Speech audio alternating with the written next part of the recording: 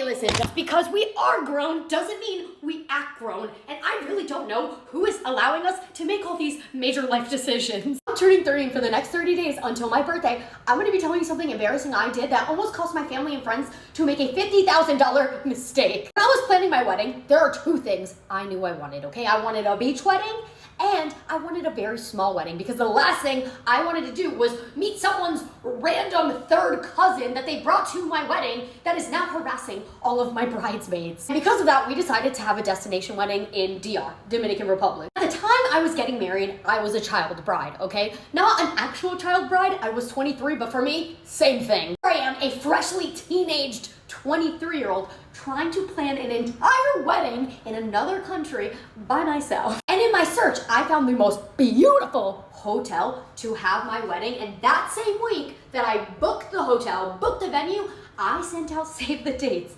to 100 of my family members. I am so excited, and for the next 6 months, I am going through all the highs and lows of planning a wedding, okay? I'm getting a wedding dress, I'm losing friends left and right, and I'm also trying to decide if I sit these two family members next to each other, are they gonna cause too much drama or like just enough? At this point, we are officially 6 months away from my wedding when I get an email from the hotel that I'm gonna have my wedding at. This email was supposed to be a bunch of like pictures and like just in general planning of how I want my wedding to turn out. Now I'm going through all the photos and I'm starting to realize this hotel doesn't look right. It doesn't look like the one I picked. So I do just like a quick little Google search only to find out that there are two hotels in Punta Cana with the same name. That's when I realized that not only did I put a deposit down, but I also sent save the dates to a wrong fucking location because I booked the wrong hotel. When I tell you I was in